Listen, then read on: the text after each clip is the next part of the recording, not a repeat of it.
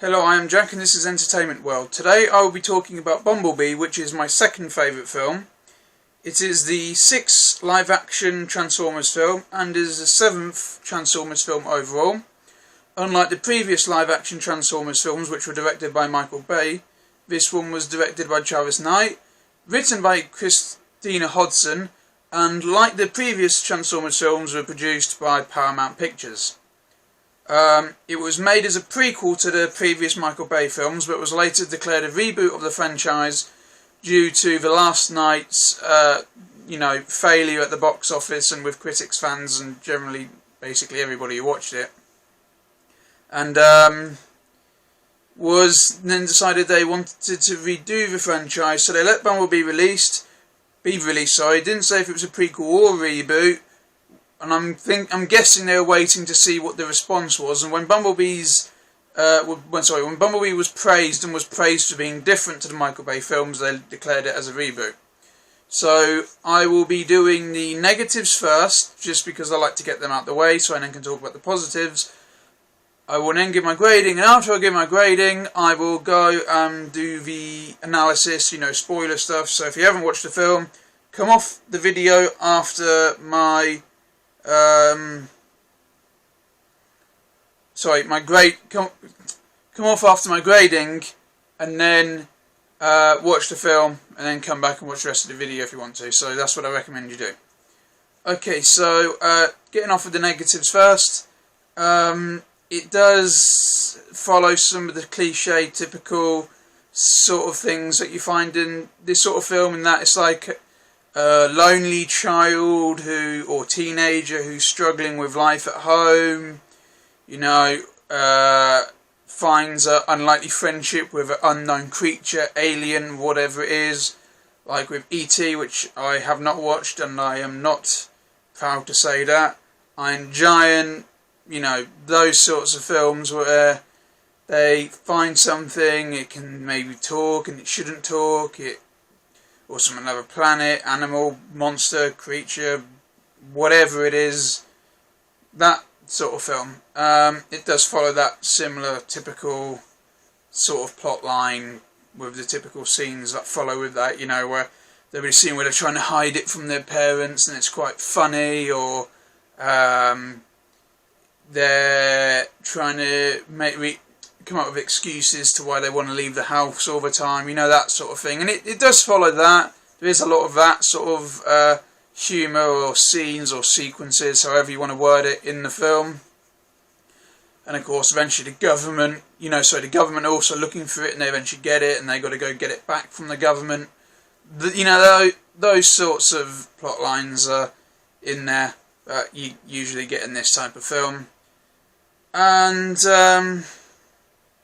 you can tell it was made as a prequel. You can tell when they were filming it, it had the intention of it being a prequel, but then it was changed around and edited to be a reboot. And I'm glad it was a reboot, because I love this film, and I would much rather it be its own thing and being able to start its own franchise that follow on from this film than it be connected to the previous live-action films, which I'm not going to go into them right now, but yeah, I don't need to talk about them.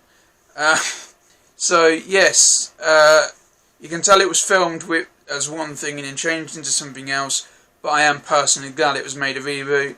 And it works, it's not really a negative, but it could be a bit jarring if it's a reboot. You'll be thinking, well, why is that sort of setting up the other films? Why is that a reference to that if it's a reboot?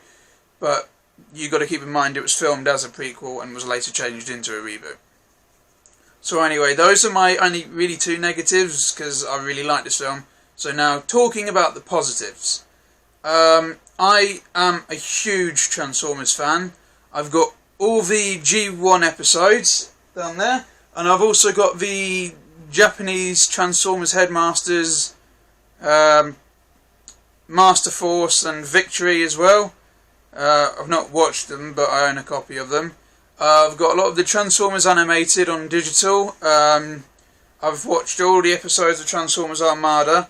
I've got all of Transformers Prime on Blu-ray. I've got the live-action films as well, including the where is it?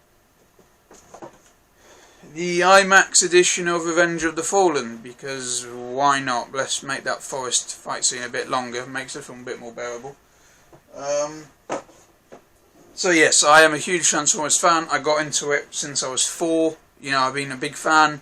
So for the last 14 years of my life, I've adored Transformers. I love Transformers. I read the comics as well, play all the video games, everything. Big Transformers fan. And this film just completely gets Transformers. It understands it way better than the previous live-action films. It is like a Transformers fan's dream.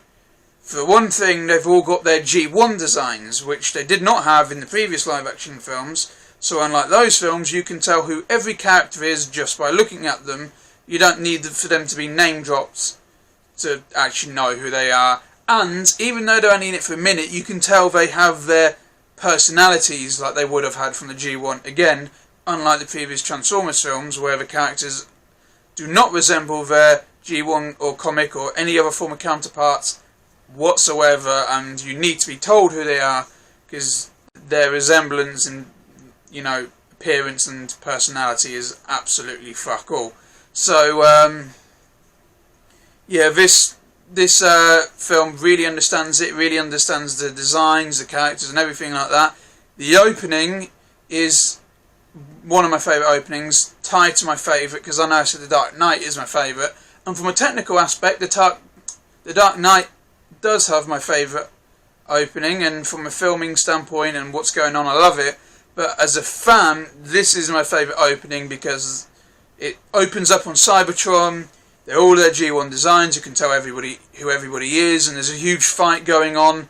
The Autobots are trying to escape, and the Decepticons, including a load of Seekers, are there to try and stop them from escaping, and it is just a really, really cool opening.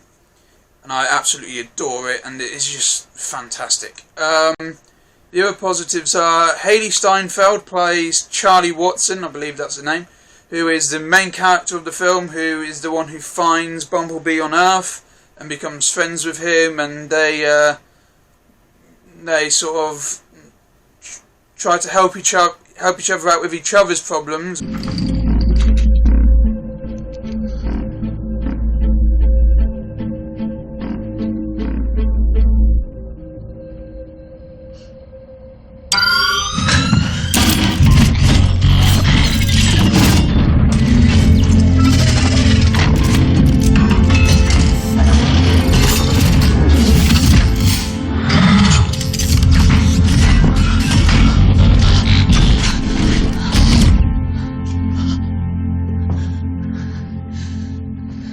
Which is, of course, leads to its own situations and circumstances, because one's a 18-year-old girl who's got no friends and is struggling at school and at home life, and well, at job, and home life and stuff like that, whereas the other one's a big robot scout from another planet who's in a big intergalactic war. So not much in common there.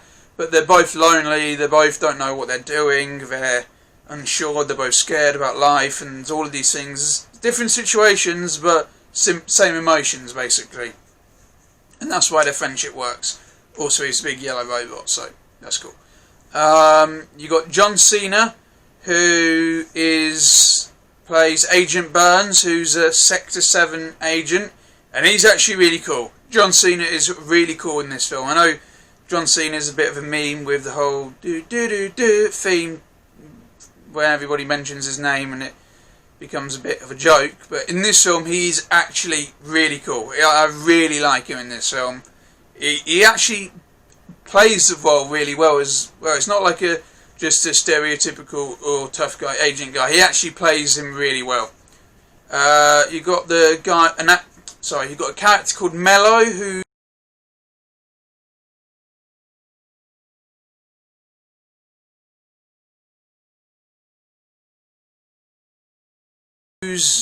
I don't know the actor's name, I'm going to be honest, I probably should have googled it, but yeah, you got him as well, and he's really good in the film as well. I actually haven't seen that actor much. I think I've only ever seen him in the Spider-Man films as a school news reporter guy, and I would like to see him in more stuff because he's actually really good in this film, so it would be cool to watch in something else as well. You got the boy brother, like little boy brother, who I can't remember his name either, the actor. The character's called Otis. He's alright for a sibling type character. Usually they're annoying. He doesn't come across as annoying, but he's not really in the film either, so I can't say much. I can't remember what the actor's called either, but he was also in Barely Lethal, which was another film with Haley Steinfeld in. At least I think he was in that. Anyway, he's quite cool in the film as well. The parents are cool. I think the stepdad is actually quite a good one. Good character. Because usually the stepdad in the film you get a bit fed up of him. Whereas in this one, he really wants to be friends with Charlie. He really wants her to have a sort of father-daughter relationship there, but she's completely rejecting him. And he's not getting upset or angry or anything like that. He keeps coming back with a smile. She's telling him to shut up, leave me alone. And he just keeps coming back to say hello. And he's not mean. He's not horrible. He's not like, the stereotypical evil one either who just doesn't give a shit about the kid. He's really nice, a really nice guy, and just wants to be her friend, really. And she keeps rejecting that relationship, that friendship. She wants nothing to do with him. And he's just trying to be nice to her, and eventually they sort of start to connect and get a more, father-daughter relationship there in the end. But yeah, it is quite a cool relationship there, and the actor plays it well. He doesn't come across as annoying. He's not too much of an idiot, He doesn't overdo the comical sort of thing. You can tell he just wants to be her friend, and it works that works quite well as well. The action scenes in this film are really good. They're not like loads of explosions, quick cuts, have no idea what's going on. You can tell what's going on, you can see everything that's happening. They look really cool, they look like they're really expensive to make. Their choreography is really good, the camera angles are really good, the editing is really good, so they all work really well, and they all mesh together perfectly to create really entertaining action sequences. The villains, the two Decepticons that come to Earth, Dropkick and Shatter, I think are their names, are really cool. Dropkick is this male triple changer who just sort of wants to kill everything, and he's quite cool. Shatter is the leader of the two. She's in charge, and she's a red triple changer, and you can tell she's more calculating, but also sort of manipulative, a bit sickly sort of character, and she's quite cool as well. This film's quite funny as well. There's good moments of humour, especially when Bumblebee's going around trashing the house and he's just trying to use things normally. One of my favourite shots of the whole film is when he sits on the sofa, and then like 2 seconds later the sofa just collapses and he sits around like, what just happened?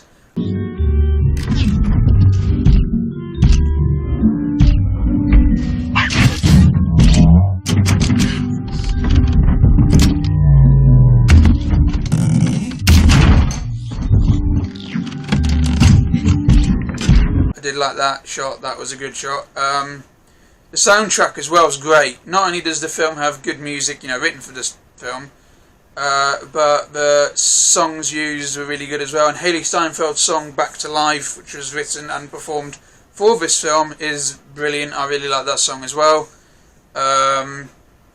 The Easter eggs and references as well are perfect. This film has one of my favourite Easter eggs. In fact, when I watched this in the cinema, when I watched the film in the cinema for the first time, I actually drove all the way to Shrewsbury, and I live in a place called Fairbourne, and that's about an hour and a half, 2 hour drive to get there. So I was, dedicated. It was Boxing Day, 2018.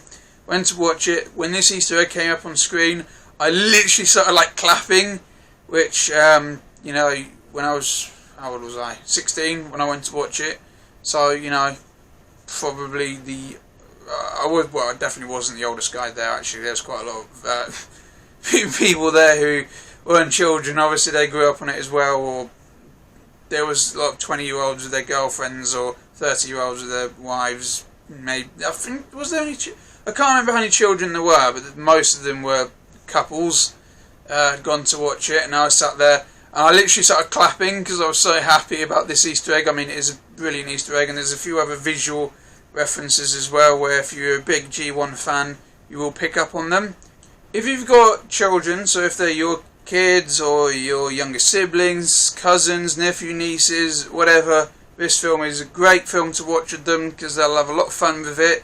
If you are a Transformers fan, this is the perfect film for a Transformers fan. It is absolutely perfect, and when I say Transformers fan, I do not mean a fan of the Michael Bay films who think they're Transformers fans. I mean, you can like those films, but I'm talking about like the dedicated comics, films, games, video games, the cartoons, all of that. If you're a dedicated Transformers fan, this film is for you as well. Yeah, this film is just a lot of fun. It is a really good time to have with your family, friends, whatever, or even just by yourself. You know, you can just have fun watching this. You know, want a quiet night in or something, just watch it. It's a really good film.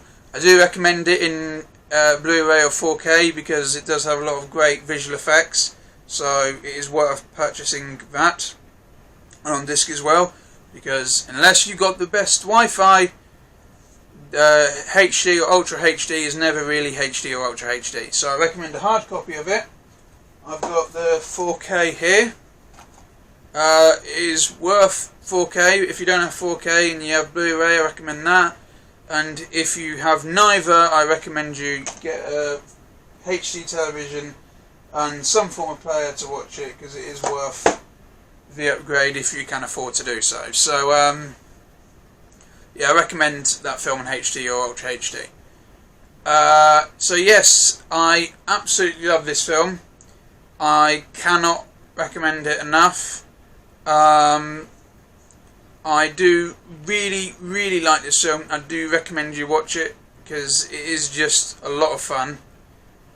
Like I said, the action, the humour, the characters, the plot, everything about it is really good. It is a really fun time to have with your family or friends or yourself again. I really recommend you watch it. So yes, this film is great. I love it. Like I said, it's my second favourite film after The Dark Knight. So yes, I cannot recommend this film enough. So film quality, I'm going to give it a 9 out of 10. But its entertainment value is 10 out of 10 beyond. 10 out of 10 and beyond. That's to me personally. I know it's not as good as some of the other films on the list from a technical aspect, but personally, I just love this film so much. It is a bit of bias in there, but you know, I'm allowed to be a bit biased in my reviews. So yeah, I really do recommend this film. It is a lot of fun. So again, 9 out of 10 for film quality, and its entertainment value is 10 out of 10 and beyond.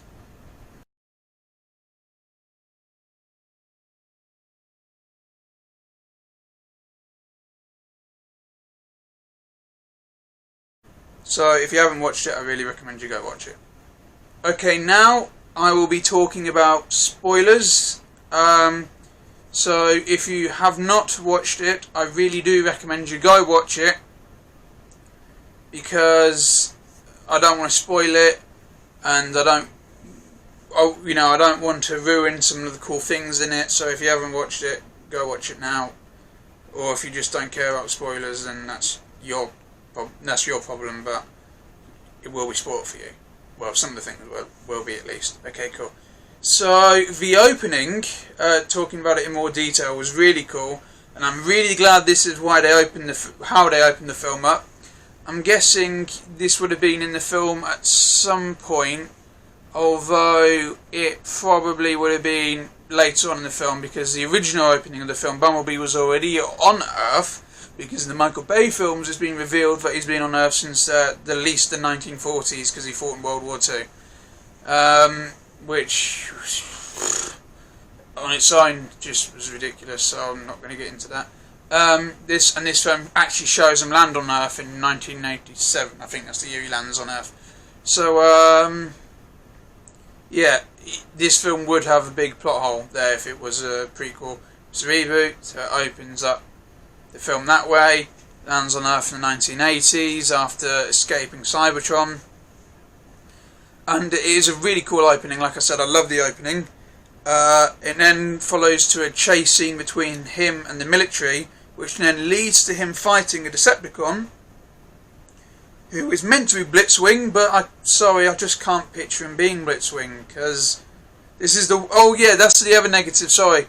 I forgot to mention that earlier, but it doesn't really matter. It's that they messed up one character, and they did mess up one character, and that was Blitzwing.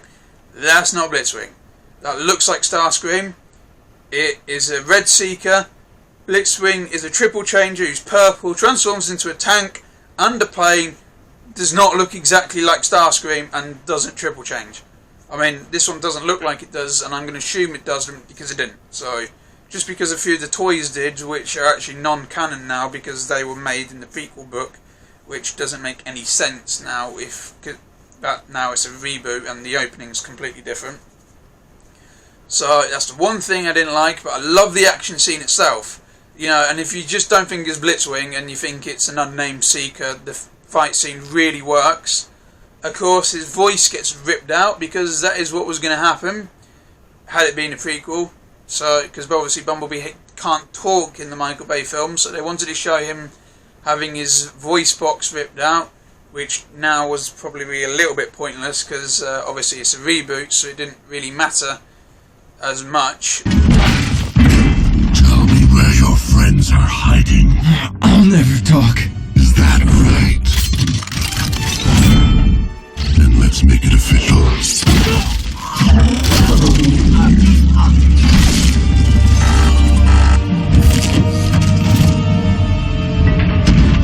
But yeah, it was still cool. It was still a cool scene.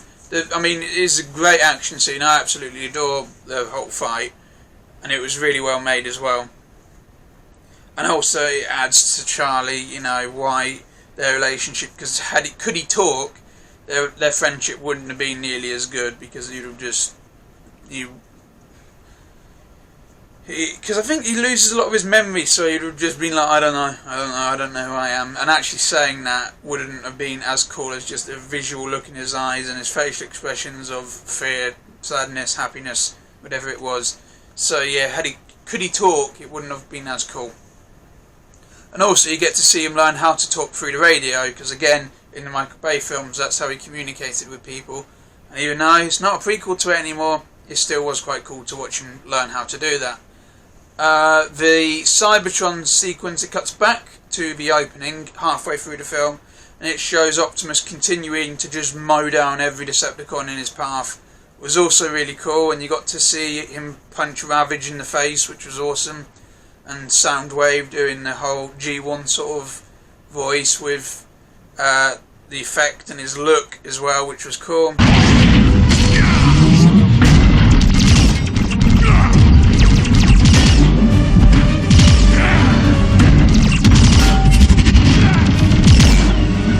Ravage, eject.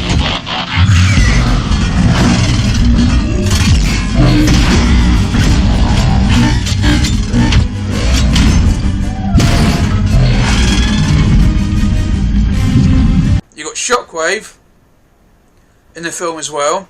He's only in the film for 15 seconds, but he has more dialogue in this film than he did in Dark of the Moon, which he was advertised to basically to be the main villain in that film. Again, I'm going to have to stop talking about the Michael Bay films because I'm going to keep comparing them. But my point is, he had more dialogue in this film in the 15 seconds he was in it than the entire 30 minutes he was in the Dark of the Moon, which he only had one line, which was the word Optimus.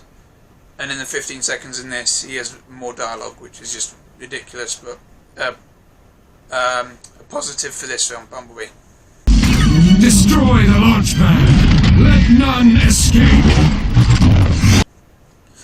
And you got to see a lot of little references as well. You know, if you know the characters, you'll know who they are. You got to see Wheeljack, Cliffjumper, Ironhide, Ratchet, RC, of course Optimus, and of course Bumblebee.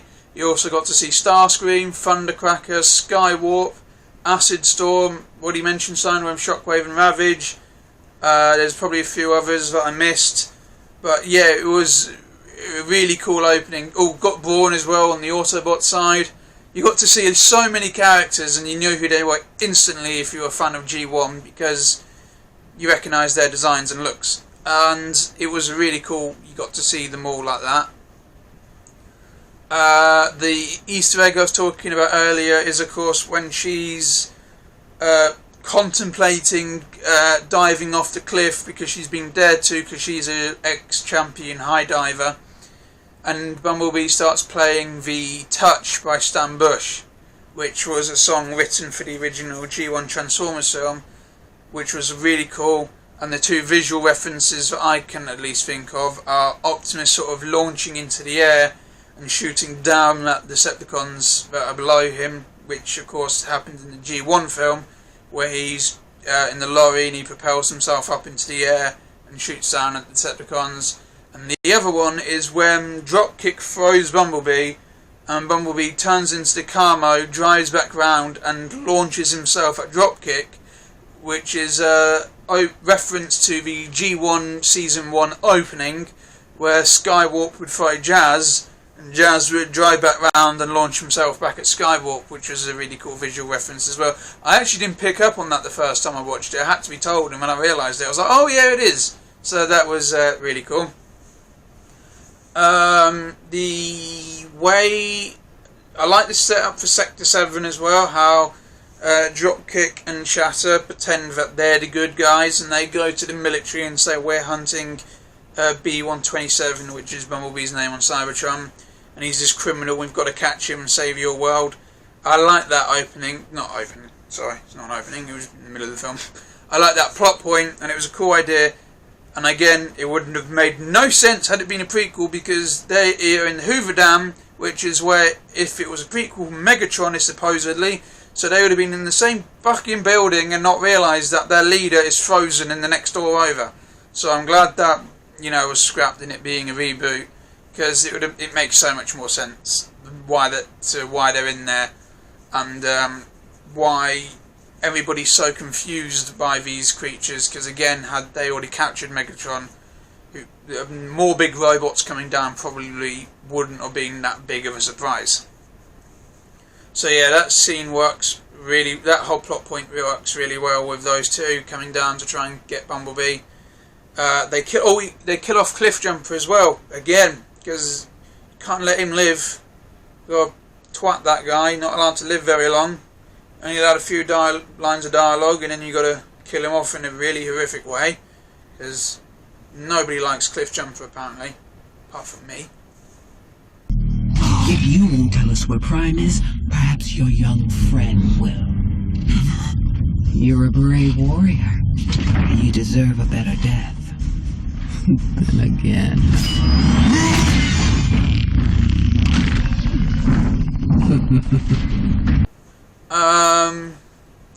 But yeah, so that was, you get to see, the one good thing about that scene though is you get to see that these two mean business, and they are really sinister, and they are out to, kill the Autobots. They mean what they're doing. They're not just typical villains who don't really do anything. They're out for blood. I like the action scene between Dropkick and Bumblebee, like I mentioned earlier, was really cool as well. The ending, you can tell, was done because they were intending it being a prequel. Bumblebee leaves. Charlie says she can't go with him because she's got to, live her normal life.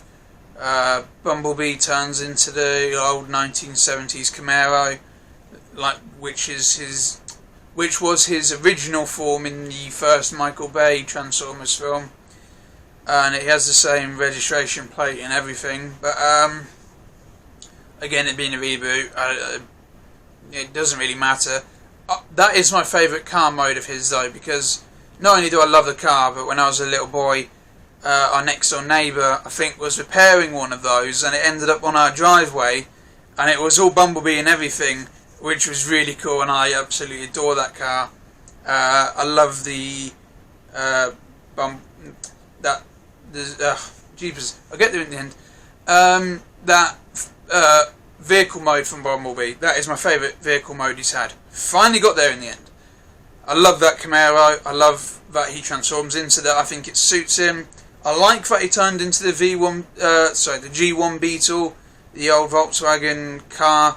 I did like that, but I wouldn't want him to stay like that because not only is it not a cool car, let's be honest, but it actually stands out more than a Camaro because back in the 1980s, which this film set, the Camaro would just be an ordinary muscle car that you would see a lot of people have, whereas this old Beetle stands out. That really, I mean, they stand out now. You see them and you connect to them. You know, you look at them because old car, old Beetle, and yeah, I'm glad he turned into that car because I think it actually makes him blend better.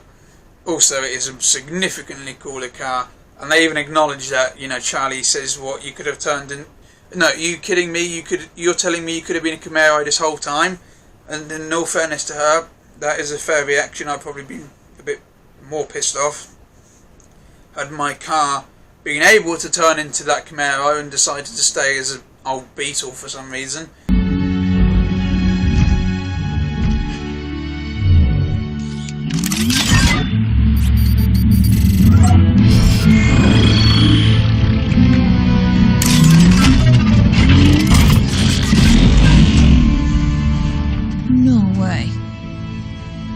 Kidding me? Are you telling me you could have been a Camaro this whole time? Oh my god! Don't you?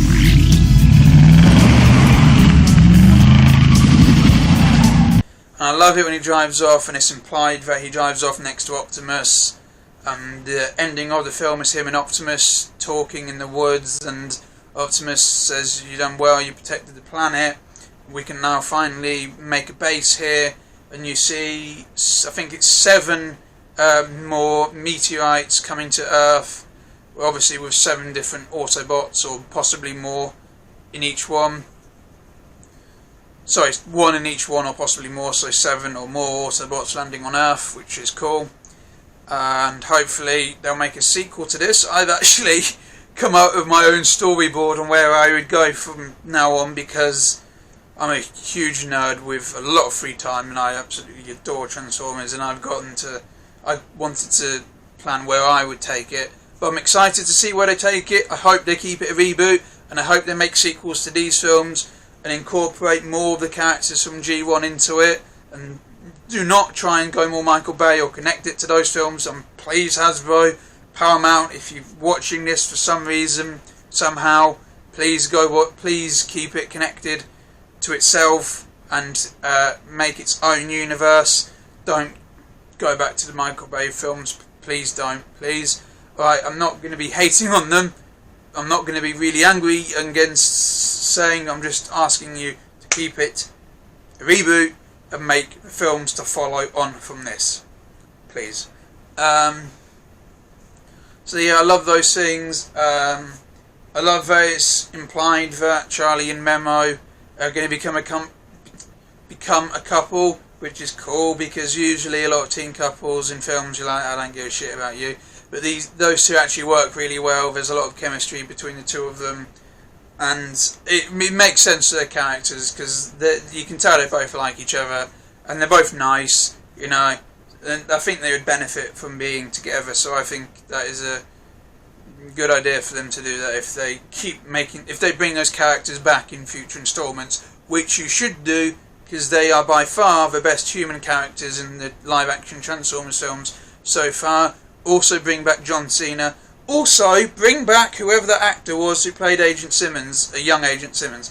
Don't know who he was, and again, I know that was meant to tie in with the Michael Bay films, which it now doesn't, because Agent Simmons is a character from those films. But bring that actor back, because I liked seeing a young Agent Simmons. I thought that was quite a cool little Easter egg reference as well, although what it's referring to is I'm not the biggest fan of.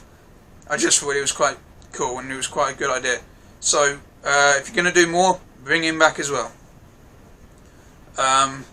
So yes, that was all cool as well, you know, like all the characters and where they end up. I think they end up in the right places. It suits their characters.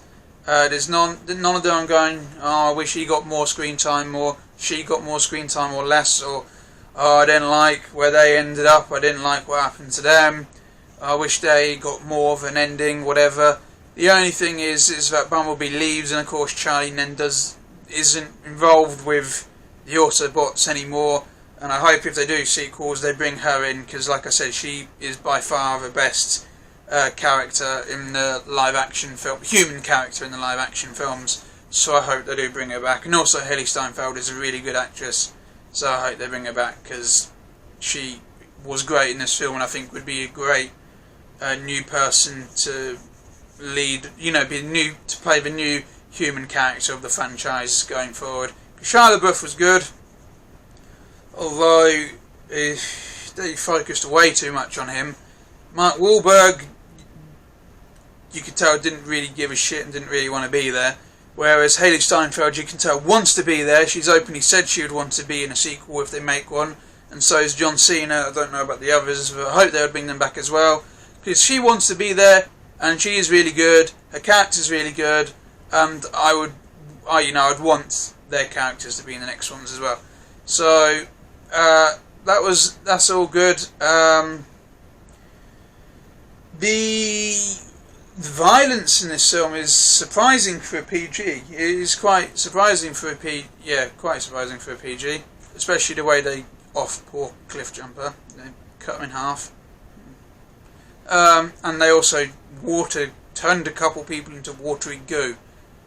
Including Dr. Powell, who wasn't the best person ever. He was a bit of an idiot, and this redneck weirdo as well. They turned into watery goo gel, which was actually quite cool. Although I think I would have preferred it had he blown them up, but I think that would have given them a 12.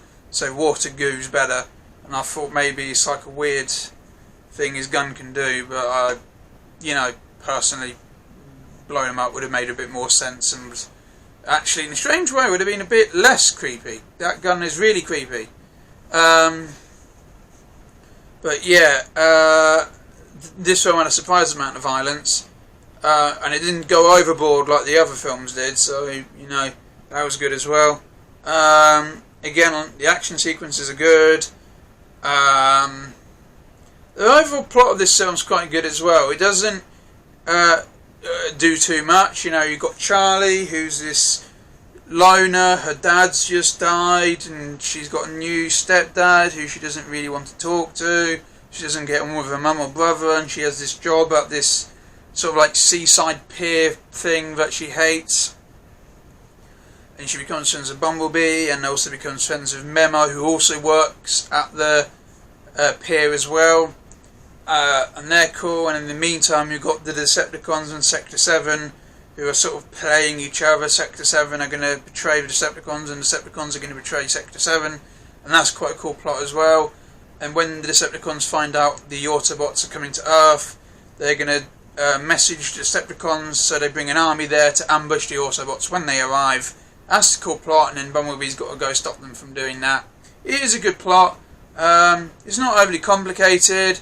It doesn't go, oh, here's big ultimate weapon that we need to find and stop and blah blah blah blah blah. It landed on Earth a bazillion years ago. It's been, part of our history, but we didn't know, and we got to go get it, and the Decepticons get it, and then they fire it in the sky, and then the Autobots have a big action scene, and then they got to destroy it, and blah blah blah blah, which is the same with the other ones, where it's always a big MacGuffin that they got to go get. It's just this thing that exists, and it's been on Earth for a bazillion. It gets older and older as well each time, and I'm just like, shut up, I don't care.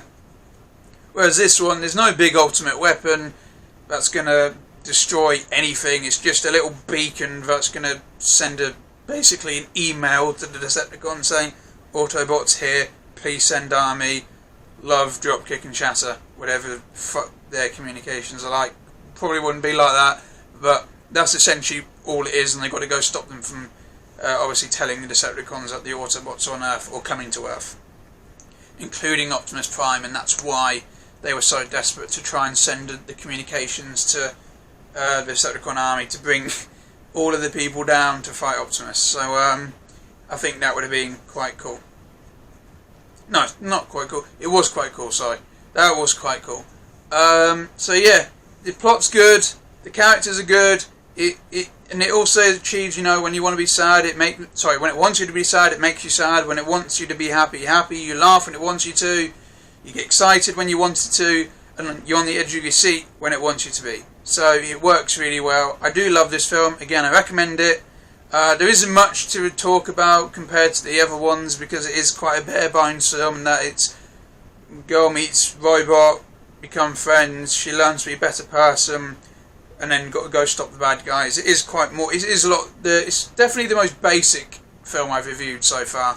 So, and I don't mean that in a mean way. It's not a bad thing. I'm just saying in terms of analysis and spoilers, there isn't as much to talk about as with the other films. So, yeah, I do recommend this film. It is a really good film. Although you probably should, you know, I've openly said you should have watched it before watching this bit. So, if you have watched it, because you're watching this bit, tell me what you thought about it. You know, comment it down. Did you like it? Did you like it? Whatever your emotions or feelings towards the films are, you know, your thoughts, comment them down. Yeah, and if you haven't watched it, regardless of me just spoiling a few things, still go watch it anyway, because it is a lot of fun. So, yes, thank you for watching this video. I'm going to try and post more frequently. Sorry that I've, you know, failed on that, but I'm going to try and do it more frequently. It's just these... Sorry, my camera battery ran out before I could say this last little bit. Thank you for watching. I really do recommend this film. It is a really good film. Thank you for watching this review. I hope you enjoyed it. Please like, share and subscribe if you did. Comment what you think about the film below. Again, thank you for watching, and I hope to see you in the next video. Thank you for watching. Bye.